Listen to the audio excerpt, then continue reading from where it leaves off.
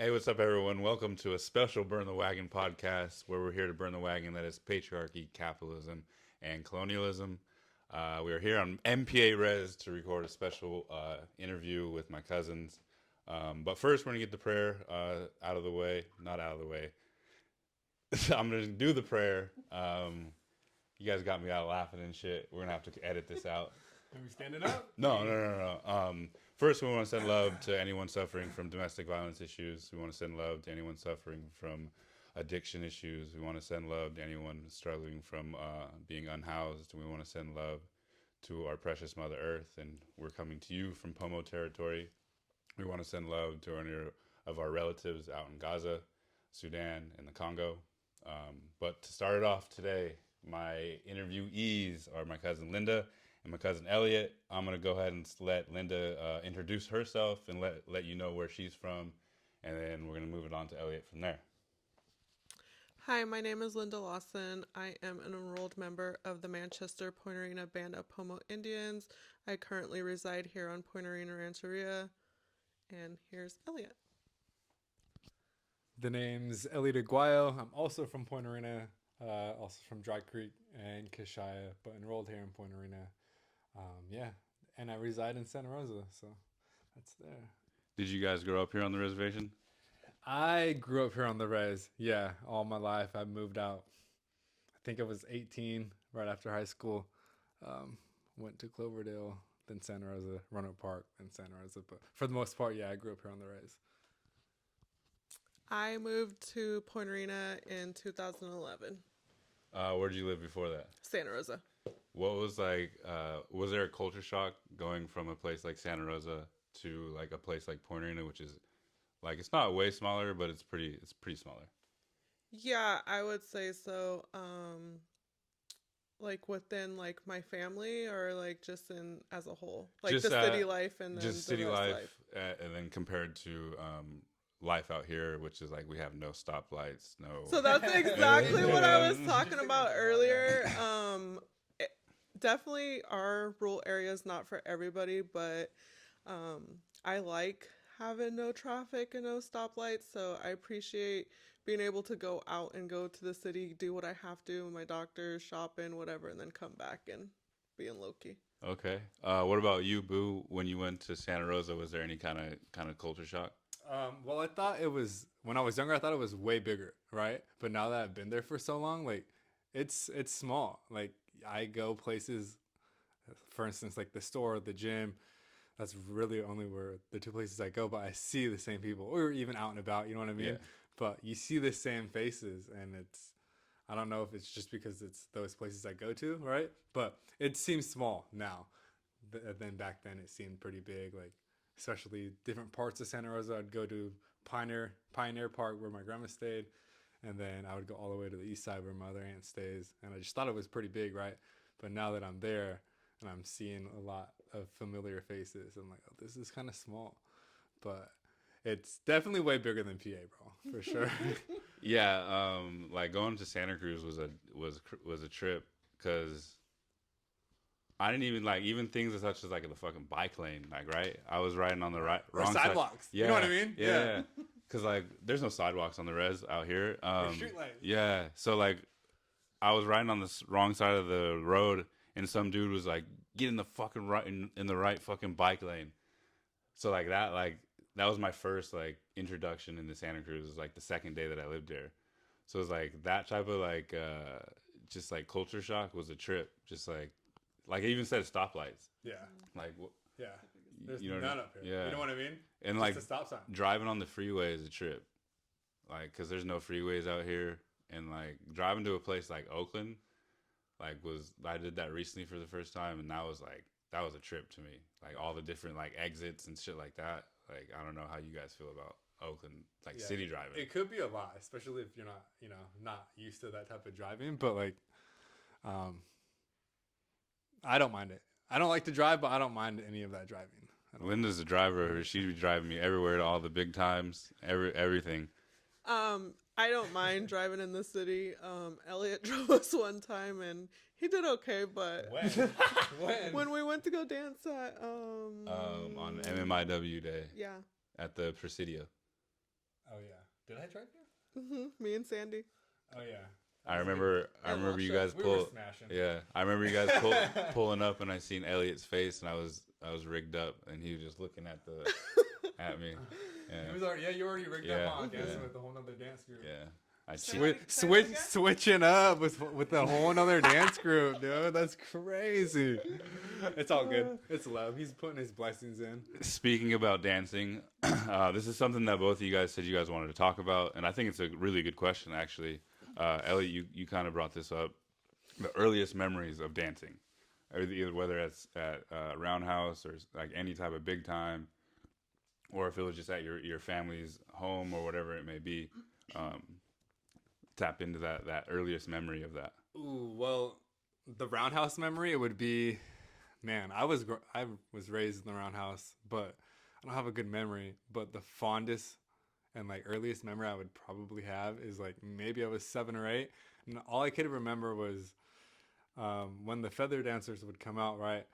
They were they were bigger men, right? And I was a little boy, so I was like lightweight spooked. And I remember hiding behind my relatives, like as if they were gonna come get me. You know what I mean? But it wasn't that. And just like sleeping in the roundhouse. You know what I mean? Whether it was on the dirt or on the benches, like those were my like earliest memories of the roundhouse. So. And for me, it's a little different. I didn't start dancing probably until maybe 2015 or something, maybe even later. Um, and it was after I moved here. And I remember like little T would always come around and he'd be like, "Oh, come dance with us, cuz like quit being a," he would always make fun of me, "Quit being a gangster, like come dance with us," because I was from Santa Rosa. He's like, "Come dance with us." And I, like, my family, we, like, old school family, they dance big heads in the roundhouse, but we practiced my whole life within a home. So like we had a home where we went and we respected the same rules as we hold here in Point Arena for our roundhouse.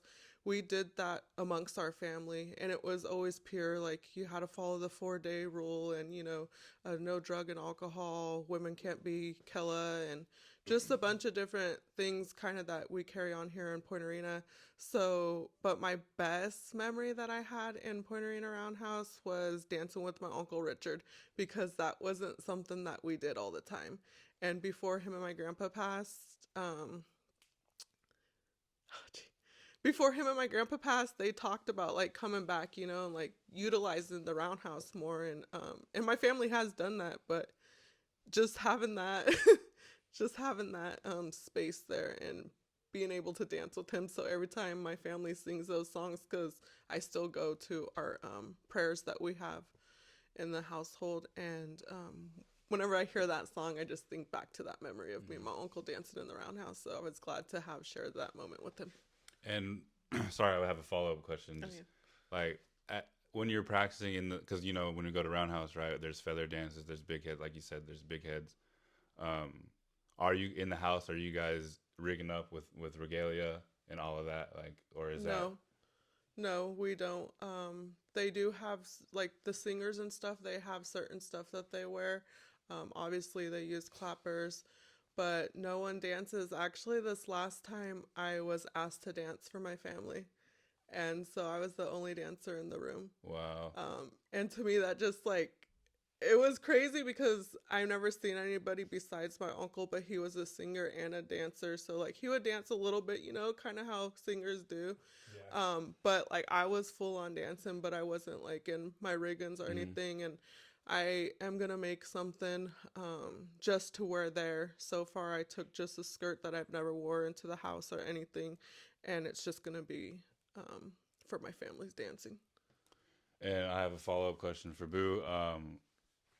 How did it feel to like go from, like you said, you sleeping on the benches to us like going last night and having your daughter in those spaces with us and kind of doing the same thing, following along in those same footsteps a little bit? Man, bro, it's beautiful to say the least. You know what I mean? Like, being raised in that house is something special in any house, really. But now that I'm out there leading for, you know, the younger generation. It's something that I never thought I would be doing, but I know it's the right thing to do, you know.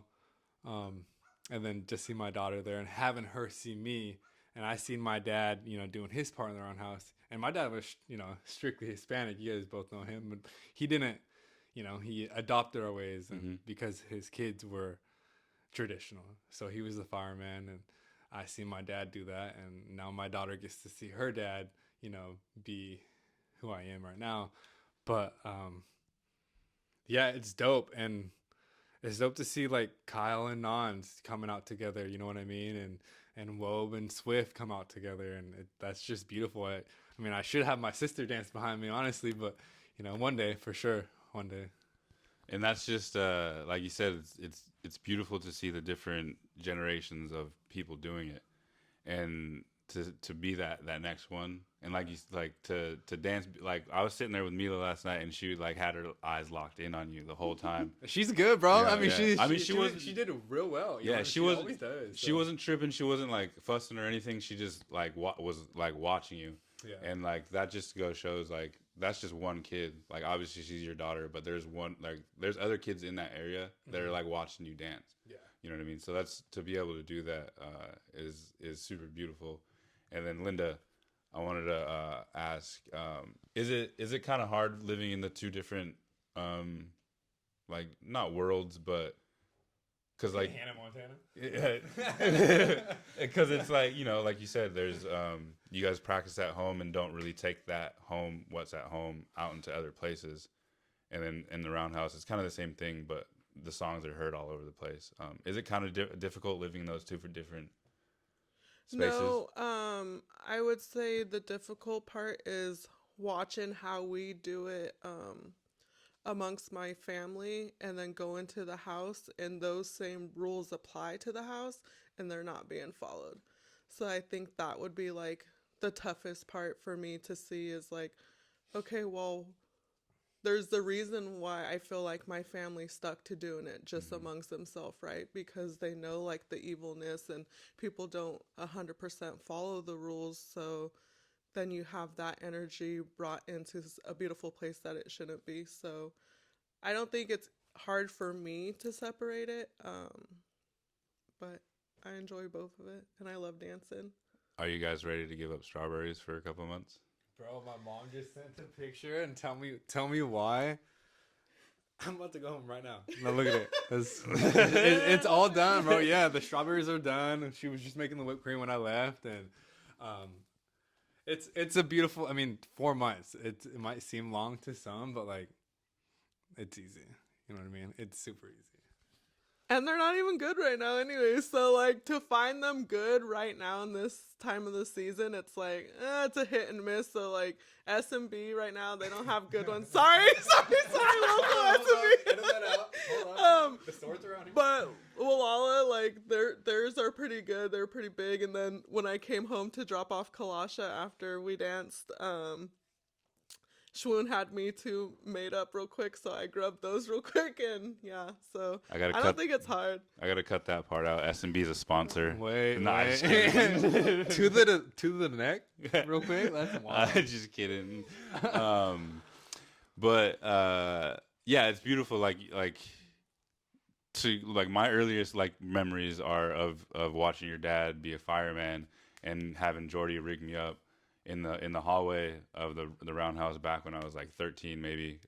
So those are like it's a special place to be a part of, and just to be able to like witness that in those early stages, or like earlier stages of my life, is like super impactful. Especially like we're sitting in your grandma's house and like see the work that she did with ICWA and all of that. So yeah, it's just to be a part of it is super, super special. Like I can't even I can't even explain it in words or express it in words, just because like it's beyond words. It's beyond that, because those spirits are there, you know. So like you said, it's not anything just like to mess with. So yeah, and like, are you guys ready to become those next singers? Because like we have a lot of dancers. Like we keep running into this, right? Like we have to step into that next role of like, we're gonna sing. Like, are you guys ready for that? Bro, if I could sing, I'd be doing it. You know what I mean? I mean, I guess we can always learn and take classes or whatever, but I personally don't see myself as a singer. Like, I know my role and I know what I can do, and I strive best dancing. You know what I mean? But I mean, if I have to get up there and hold rock, then I will. He's done. So I don't mind singing. I don't have the best voice. I'm opposite of Boo. I'll go for it. But I just want to be taught the right way. Like, I want to make sure I'm singing the songs right. And that was one thing that I told Aunt Dell that I wish to do with her, is sit down and practice with her. And with my family, I just sing with them. I'm not a singer for them, but I sing on the sideline just like I do at Roundhouse. and it's hard to see, like, when you're out there, especially at big times, like people butchering songs. You know what I mean? It's hard to like listen. Like it's supposed to be, beautiful and spiritual and all this, but like to hear them sing it wrong, and it's tough, man. It's really tough. But Yeah, I mean, because like like you said, you hear those songs everywhere, but I don't know if a lot of people realize this, but those songs come from this res, right? Mm-hmm. And like I mean, I'm still learning, and like recently Linda taught me about like a dress song that was out there in the world, and what it shouldn't have been saying outside the roundhouse. So like there's still these rules that we're all learning. So it's would you say those rules are difficult to be able to learn? I don't know. I just want to have a conversation around those rules, I think it's slowly like dying. I think because no one's talking about it, or if they know it, they're not following it or caring to share. You know what I mean? Mm-hmm. So I think it's slowly dying on us, and I think that's probably one thing I would want to do next year with you guys, is to like go down the list to like what we know, right? And then like just to like go into detail, like why do we do this? Why do we spin this way? And how can we sing these songs 4 times and 2 times? You know what I mean? And then to like learn more about my culture, like because I only know so much. Yeah. Even though I was raised in the roundhouse, like I only know so much, and I'm ready to learn it all, man. Shoot, but yeah, I don't think it's hard. I think people or whoever just doesn't want to share, or you know what I mean. Maybe they don't find that we're the ones to share it with. You know what I mean? Yeah. I don't know. Or maybe some people don't feel comfortable, like going back to the case of, that dress song being sung out in the public and then being shared on social media. Like, as soon as I seen that on my For You page, I'm like, wait, what? And then I was like, and I had to like send it to someone and be like, this is a dress song, right? Well, maybe they didn't know. You know what I mean? Yeah. You know what I mean? So like, for them to sing that and to share it, but I don't know. Yeah, Maybe because they just don't know. and that's the thing, is that obviously they either learned it from someone or came to our house and then went and sang it outside. I personally have only seen one of them one time at the house, but hopefully just to spread the awareness, I guess, and then letting them know. And then I did, message someone that shared it after it being on social media, and I just said, hey, like, would you mind taking that down? That's a song that's not supposed to be sung outside the roundhouse. And they did. And I like what you said about like having a conversation, like sitting down and having a conversation, not to like, not asking questions like why are we doing this in a like a bad way, but like we want to know why, so we can continue that. Because it never hurts to like ask a Yeah. question. You know what I mean? I think it's more so how do you approach it? You know what I mean? How you approach the situation, and then even the tone. You know what I mean? How you ask in a certain tone. But, Yeah, because I think those are all super important questions, or like conversations to have, because we want to learn it, and like you said, we want to learn it in the right way. So yeah, we're sitting on the res, and we see a lot of things going on. We go to Roundhouse and see how that res is kind of being treated, and how things are kind of our res looks. And we have guests coming and visiting from other reses and other places, and they see that. So I just want to see what you guys and how you guys feel about what changes could be happening to our reservation. I'm ready. I know you got a lot to get off your chest. First, I would say, like, obviously, every res wants the drugs and the addicts off their reservation, or at least like, I don't know. It's sad because it's tribal members like bringing in those companies, right? And those guests. Manchester, every time we go to Roundhouse, it's embarrassing, like to see what it's become. Mhm. Like it's a 2-lane road, barely that, and now it's a 1-lane road because of all the abandoned cars and just wood and just like things, and they're just tearing down everything, and no one's doing anything about it.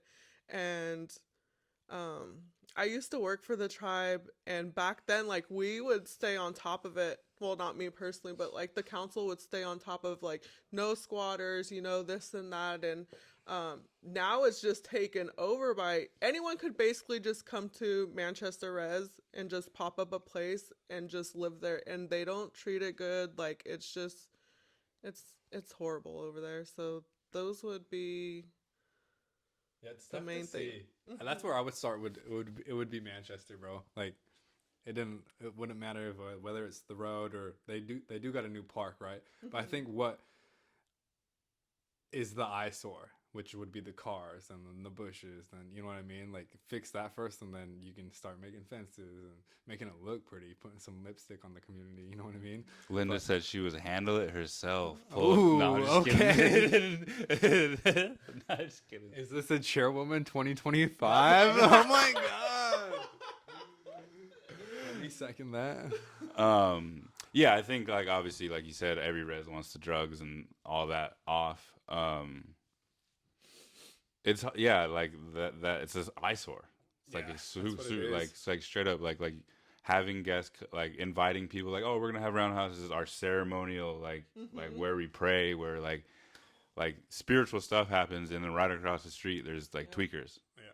like doing their thing, like whatever they're doing, and like they call it the house right down the street the fentanyl house. Like so like it's insane to like be able to like be praying down the street from all of this. Yeah.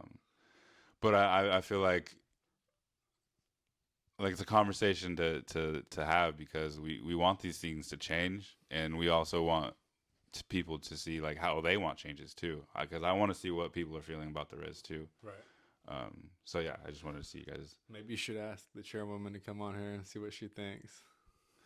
I mean, yeah, we can have a conversation. Are you opposed to it? No, I would have a conversation with her because she has a voice, and even if I disagree with it, what she's doing or whatever, I feel like I can still have a conversation with her. Yeah. Definitely. And like she is a part of the community, right? And she is a person that I want to have a better life, and that's what I'm fighting for, is everyone to have a better life, no matter if I disagree with you or not. So yeah, I would definitely be able to have a conversation with her. I just don't know if she would be able to be open and like vulnerable about the questions that I would be asking. Right. Because I would be asking the tough. I wouldn't just be like, "Oh, where are you from?" Like I would be asking questions like, "Why?" Like, what are you? Why? Like, why are you doing these things? What? Like, it wouldn't be just be like softball questions where she can just talk about being a chairwoman. Right. It's like, why are you doing the things that you're doing as a chairwoman? Well, only one way to find out, right? Yeah. Is to ask. So. Yeah. But anywho, yeah, I would start on Manchester side, bro, for real. That side needs help. Yeah. Okay. I don't know why we neglect it. Yeah. You know what I mean? Even in the name, it's Manchester then Point Arena. Yeah, that's a really good point. I don't know why we neglect that side, or so it seems, just because the eyesores. And I think that's the original res, right?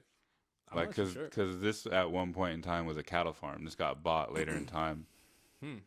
I never knew that. Yeah, but I'm pretty sure. That's interesting. Yeah, because that's so the Stornettas. Yeah, or the people who own that right across the street from the casino. Whoever owned this. Well, you know where well, even by the water tank, right? The Wally Shack. They said that used to be a like a milk shack back in the day. That's what my mom said. Watch, I'm getting all this wrong. Yeah. I'm not saying you are, but we can bring moms in. She's only down the road. No, I'll have to ask Sal, because he knows all that, and he's talked about it on podcasts for sure. Mm-hmm. But so go ahead. On our side, though, I mean, it's nice compared to other reses. You know what I mean? Like, I don't see. I mean, yeah, everyone could have a different color on their house, but like other than that, like we have fences. You know what I mean? Maybe the basketball court. I would, if I ever get on council. Give me a job when you get on. No, I would. I want. I want a gym, bro. Like Hoplin's gym, they have a gymnasium on their res, and all their members have a key card. They have access to go, to that gymnasium, and there's a weight gym in there, so you can go lift weights, and there's a treadmill, an elliptical machine. Like that's just like part of your health. Health is wealth. You know what I mean? So I would want a gym on my res, and that's one of my dreams of doing eventually. Is there anything like that you would want to see, Linda, or just would you second a gym? I would second a gym for sure. I think there's so many people who could benefit from it. Even elders, like taking them in, letting them do a little bit of a workout or stretches, or whatever, or even like, and I hate to say like but like a real community center, right? Like where you could just go and you could utilize it, and we could do a bunch of different things. Like you could only do so many out of a house. So like sewing a skirt and stuff like that. I was just going to say classes after school and like, you know what I mean? Like even for the gym, like you can throw birthday parties there, bailes, you can charge outside of the community, make money off of it if you really wanted to, right? But then, have graduation parties and use it, obviously, for tournaments, basketball tournaments, volleyball tournaments. Like there's other things you can do with the gym itself. Yeah, and Linda said sewing. I also want to talk about Linda's previous exhibit she had at the Mendocino Art Center, right? Is your stuff still up? No. So, what? Because you're a master sewer, and what was that feeling? Just like, damn, walking in. Hey, one more time. Master sewer. How was that feeling? Like walking in and seeing people see your art, see your work, see your creativity. So when I on my way there, I was kind of like nervous a little bit, and then I got a text from my brother. And like anybody that knows me, like me and my brother like have a really, really strong bond. I have a lot of siblings, but me and my brother John, like we're like this, know. And so I got a text from him, so I was already kind of emotional. And then I'm like, okay, I gotta like get ready. So I like was doing my makeup and stuff in the car. Yes, driving. And so when I got there, I wasn't expecting to have like more emotions. So then when I walked in there and I seen it, and then I read like my artist statement on the wall, I just cried. And like Karen and Eric Walder were already there, so like they took pictures, and Eric's like, "Let me take a picture of you by your statement." I'm like, "No, like I'm crying, yeah." And then he's like, "No, but like it shows real emotions, So that was definitely my first. And then going back to the Native Expo that Eric had and doing a presentation for Saturday and Sunday. Friday and Saturday. Friday was cool because I got to speak to a bunch of children and a bunch of kids, and I met like some teachers from Colorado who were like just in town, and they came by to see it, and they were gonna take it back home and let their students work on it, like writing up an essay and stuff like that about MMIW. And then the next day I got to do a presentation to adults, and everybody was really, really interested. So it made me feel like I got what I wanted accomplished, because the whole goal was to raise awareness, and I felt like I brought that to Mendocino County. And Mendocino in itself has a lot of people, white people especially, that don't know about this shit, and they need to. So correct. Like in art centers, I think art centers are gonna come after not come after the exhibit, but like approach you to do the exhibit again. And those are the spaces that need to be like these. And I made front page of the Mendocino Beacon. Like, yeah, it definitely opened up some doors for me. I was super excited. A journalist reached out to me. She was like, I was shocked that no one was writing about your art exhibit. So that was pretty cool. And then from there, you got to do a panel. Yeah. Right. So like, yeah, shit's just moving up. Like, I was joking saying Linda's gonna be the next host of Burn the Wagon. But yeah, I think that's special to like. It was special to be like, because I watched it from the beginning. You at work, like working on these dresses. You know, the time you put into it. There was times you didn't feel you were stressing, so you had to put the put it down because like that's not energy that you want to put in those dresses. So like I watched it and it was beautiful to be able to watch from the beginning to the end and watch people look at it and watch and see it. So yeah. Where was your Thank panel you. at? Where did you speak in the same Where did I say? art expo? Oh, it was after you watched Sugarcane. Oh yeah, so it was a totally different subject. So it was for every child matters. There was a documentary on sugarcane, and I got invited to go out and speak. Um, and I was nervous. I'm always nervous speaking, but I like to talk a lot, so I don't know why. But Professional yapper, huh? yeah. I mean, I've done this Stage podcast so fright. many times and I'm still sweating right now. Yeah, so I think it was a good experience. And then we got invited to go on a second panel, but the roads got flooded, so we couldn't make that one. And that was going to be about a play for Thanksgiving with Native Americans. Yeah, which I heard wasn't that great. Yeah. Moving on to the next question I got, and I've been wanting to ask this to like everybody that I interview, just to see how they feel about it. What's some advice that you would give to your 16-year-old self? 16, so that would put us at what, sophomore? Junior year? Yeah. In high school? Yeah. Well, not me. Wait, why not you? Because I'm older than you guys. No, but You would still be that Oh, age. yeah. But I had kids. I had Oh, right. You're right. My 16, bro, I don't know, man. I probably would tell myself to stop, like, having so much fun. You know what I mean? I did a lot of extracurricular activities at a young age, and it was not it. It was not, you know what I mean? Like, it's not it. It's not cool. Like, to do what everyone else is doing, you know what I mean? And, like, go get a job. Find a bag, you know what I mean? Because right now... Money, not a yeah, money, not anything else. Go get a bag. Go stack your chips, you know what I mean? Money.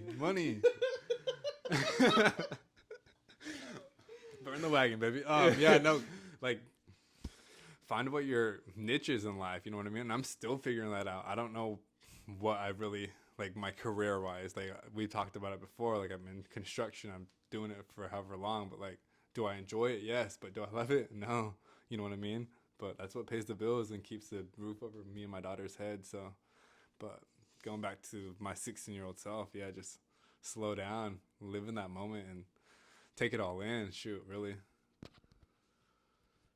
And for me, I had a total different life. I didn't really get to experience like my teenage years because I was a teen mom. So I was 16 and pregnant with my second child. Yeah. Second? 16. Paul. And so I had a hard life, and what I would tell myself is to really appreciate your family. Like, because there was times where, like, I just wasn't there when I needed to be, or I should have been, you know? And now that I don't have any elders, like, within my own family, it's tough. I'm like, I could have stopped, like, wasting my time on, like, different things that I shouldn't have been doing. Extracurricular Yeah. And I should have really like listened to my aunt when she was trying to tell me, you know, that we love you and we want you to do good and this and that. Because even though I was a teen mom, like I was still like running around, you know, like I didn't have any stable home. Like I was living with my grandma, both my grandparents, but I was always like place to place growing up. So I would just say, yeah, like appreciate your family, take the time to be with them, especially your elders, talk to them, ask the questions, get to know everything and anything that you want to know about your family and where you come from. Is there any advice that you would give to? Because there might be some teen moms out there that listen to this. Is there any advice that you would be able to give to any teen moms out there? So the one that always stuck with me, like being a teen mom and being a mom today, Mm-hmm. I wasn't active. Mm-hmm. Like, I don't know how like to say it right, but like I wasn't active in Sandra and Paul's Mm-hmm. like life because I was still a child myself. Yeah, it's really and hard. running around, you know, like That's the right word though. yeah, Is that, yeah, being and- active, yeah, present, being present, yeah, and now like raising Kalasha and Machadu, sometimes I feel guilty, Mm-hmm. like I'm giving them a little bit of more of something that Sandra and Paul didn't have. But yeah, I would just say, don't take advantage of your grandma saying she'll watch the kids. Then you'll run with Don't it. depend on grams. Yeah. And really, I couldn't have done it without my grandma and my aunt. Like, they helped me so much. And yeah. Hold on. That question goes for you too, though. If you can go back to, giving your 16-year-old self some advice, what would it be? Honestly, to open up more, to like not hold so much in, because there was a lot that I was afraid to open up about. Just like being adopted as a newborn baby, and just like being open to like exploring that, and because I had a lot of hatred towards my biological mother for a long time, and my mom, she preached to me like every day, don't have hatred, don't hate anybody. Like, she gave you to me, and giving you to me was the best thing that could have happened in life. So I had a lot of hate, and I held that in for a long time. So like being able to like open up and accept who I am, no matter what. Which makes sense. yeah. You feeling that way, and it's like, why doesn't my mom or dad, you know what I mean, want me? So Yeah. it makes sense. But at the same time, it's like the life that I had was the best life that I've ever could have had or given. Because like, look where I grew up. Yeah. I grew up in a place that has like an incredible amount of culture.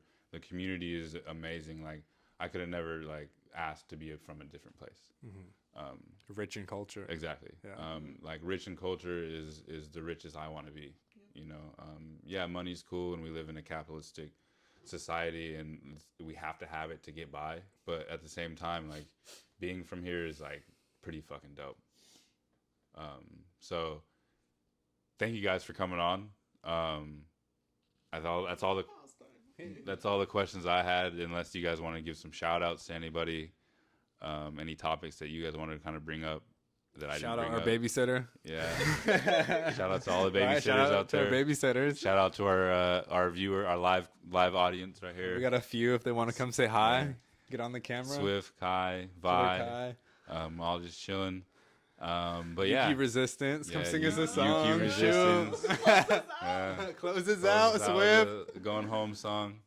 Mommy, mama. No, just kidding. I think there's some slangs that I wanted to like see if you guys either one heard, and if you heard them, like what do they mean to you? So I heard this. It's called the pretendian. So if you guys heard of it, and then if you guys like, what's your take on it? A pretendian. So, no. And if you know one, I know a few. I'd say. So I guess like when I hear the word pretendian, I think of someone who's like trying to go the extra mile of being someone that they're not. And it doesn't even have to be a native. Like, it could just be someone pretending to be someone that they're not. But yeah, I definitely would say people who are not native and are acting like they're native. Like, extra though. Okay. And what about? Well, that one's like that's hard for me because, like I said, like I'm adopted, and I don't technically know where my bloodline comes from. So like when I hear that, it's hard for me to like not think that I'm in that category. And I like that's like thing like I said, like I was holding in a lot, and that's something that like a conversation that I have to have with myself, and like I have to have with Ashley a lot, and she has to like talk me off the ledge of like not like I keep saying like, oh, I don't want to dance, I don't want to do this because I don't want to learn this because like I'm not that, I'm not this. Right. So it's like when I hear that, it's like hard for me to be like, oh yeah, I'm gonna call people out, or I'm gonna like call people a pretendian or whatever. So like I kind of like I definitely stay away from that word as best as most as I can, or even like conversations about that, or like people that are like, yeah, I don't know, it's hard. But like there's a lot of people that don't have connection to communities that do benefit from certain things, and I don't think those people should be doing those things. Like there's people that are getting cashed out for being native. A parent of a Native American. Yeah, or certain like they don't know anybody from a res, or they don't do anything in the community, but they're being cashed out from certain like certain models or certain like actors or certain people are getting cashed out for being from a community they're not from, and I don't think that should be happening. Interesting. Well, what about even just as simple as like selling jewelry too? Yeah, exactly. Like, yeah. Like, so I like, to me, I sometimes I would just skip like past those booths, and I'm just being honest, and I just wouldn't even look. And then they're like skyrocketing like prices, you know, but if they're gonna be reasonable, then yeah, I'll get something. But if it's like crazy amount, and I'm just like, how? Like, why? Like, how could you go and sell this stuff like knowing you're not native? And who was that? Hey. Let's drop some names. Well, you said Boots, right? No, Boots. Boots. Oh, okay. I thought you said Boots too. Yeah, I was like waiting what for brand Boots? That's why I said who. Like, No, No, we're not gonna drop names. But they know who they are. No. I'm not asking drop names.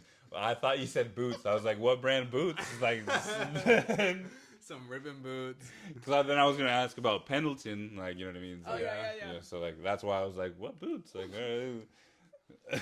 but yeah. So the other slang is, I heard just, was it last Wait, night? you didn't give your intake on it though. Well, pretendian to me, it's like what you guys were saying. Like they're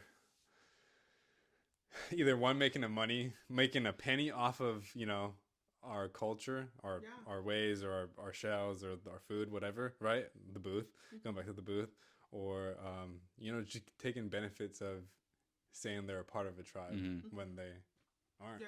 You know what I mean? But And you're not doing none of those things, just that. hey, no, you're not pretending, bro. So there's another slang I just heard. It's called the way of crazy. Bro, what? Yeah, I never heard of that. Way ever. of crazy. What do you guys think it means? And let's get a definition of wea for those that aren't. Because I'm still learning, honestly. Because I thought it was spirit, and then I've heard like a couple other definitions of it. Yeah, well, to me, I guess everyone can have their own like take on it, right? Yeah. So for me, like having strong power, having strong energy. You know what I mean? About yourself and like what you hold. So having way of crazy, power energy, power crazy, power trip sense. So what I get out of it is like, if Linda was way of crazy, she'd be taking all her medicine and power to wherever and thinking she can run or do certain things because she has all this, like on a power trip. You know what I mean? Yeah. Way of crazy. That's just what I got from it, and I just heard it the other day. So I wonder if anyone's heard it before.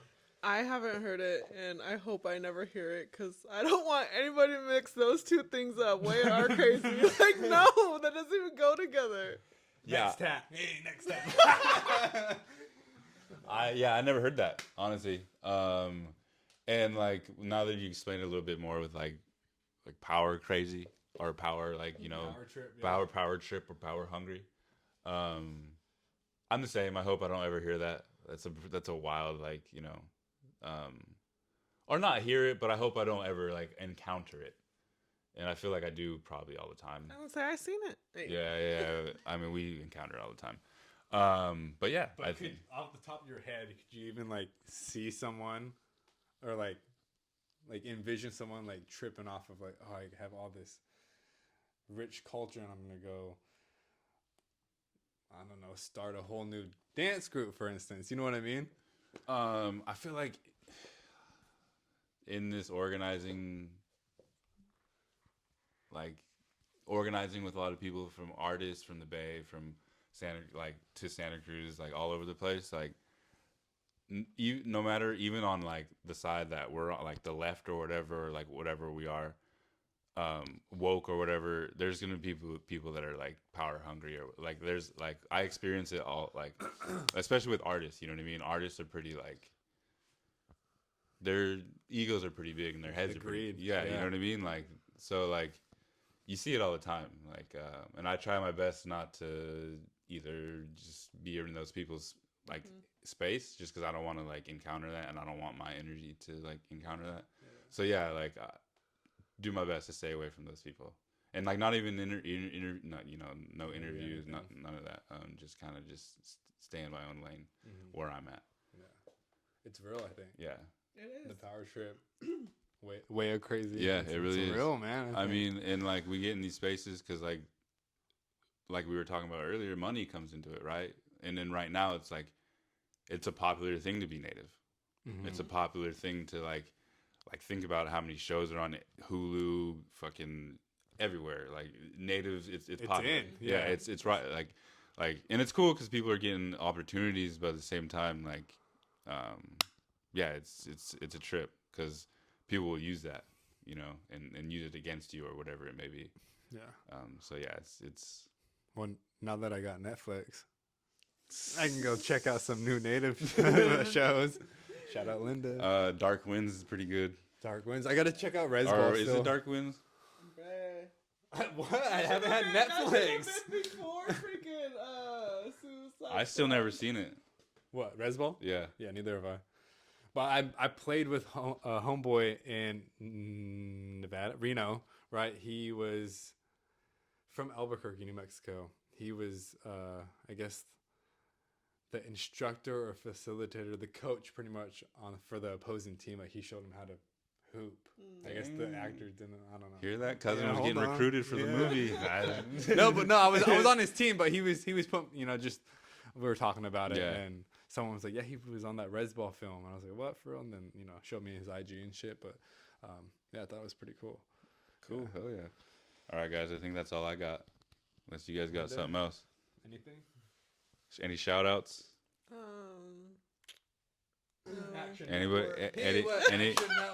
Anybody on the res you want to give a shout out to? Shout out to Big Ron right across the street. Holding it down. Shout out to cousin Jord, also KD, Ruby, Jade. Mila. Shout out to Teen. She's at the house cooking right now for Roundhouse tonight. Shout out Wob. He's at home. Got my bling on from her. Heard his pray for Wob's back. We're keeping all this in too. We're just everybody's gonna be listening to this. All just us talking, giving shout outs, keeping all of it. No edits out. Shout out to Swift. Bye. Kaimi chilling, watching the live stream. We're supposed to be protesting Coke. Team Pepsi. No team. Well, I haven't drank soda, but anyways, we'll keep all you guys in our prayers tonight as we bless the grounds. Oh, and you never know. This just might be something new with the 3 of us, or the 4 of us, or the 6 of us. I don't know yet. We'll see. We'll get enough mics. See how he feels. Peace and love, guys. Thank you. Yeah, and thank you, Juan.